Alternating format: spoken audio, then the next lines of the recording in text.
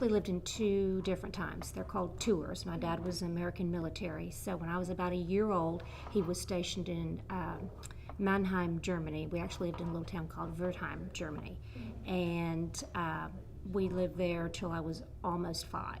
And then we moved back to the States, lived at different places, and then when I was in the 6th grade through the 9th grade, we lived there again in a little town called Bussbach. Oh, it was definitely kind of a culture shock to come back, and I came back to the States. I was 14, and my dad retired from the military. He'd been in the military my entire life, and so coming to civilian life, we moved to Lawton, Oklahoma, and that was quite different than living in New York and Germany and different places. So it was definitely an acclimation. You had to kind of get used to schools and integration and all that kind of stuff like that. It was very different. Yes, I had been on about 10 short-term mission trips, medical mission trips, and they would only last a week, maybe 10 days, but I got to thinking, what could a person do if they just came down here and stayed? And I was single at the time, wasn't married yet, and loved my job here, coaching, teaching, but it just kept weighing heavy on me, even where it kept me up at night.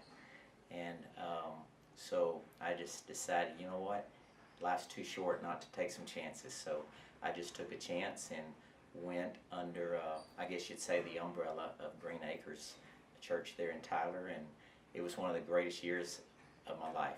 You know, but you just see, you know, there's needs all around the world, and really people, no matter if they're in a real poverty area like the inner parts of Belize can be very, very poor, the families are the same, you know, and the needs are the same, and whether it's, you know, their needs spiritual or emotional, they're all the same, and it helped me look, as proud as I am to be an American, how important it is that, well, if we are Americans and we're blessed with so much, why not go and share it with the world? To just be able to go and share, you know, what we've been blessed with, I think is one of the greatest blessings that we have. I wouldn't even say it was really planned. It was just kind of given the circumstances. I ended up in Switzerland. I didn't have enough money to get home, so I had to find a job, and I found a job working at a ski resort. I also, for the same situation, I was picking grapes in France. Spain, I lived in Spain because I married a Spanish woman.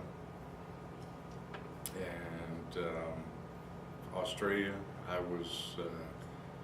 had a couple of jobs in Australia, one working on a cattle station for a couple of months.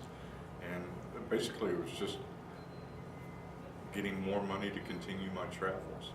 I think I have to blame my grandmother, because every Christmas she would give me not toys, but a subscription to National Geographic.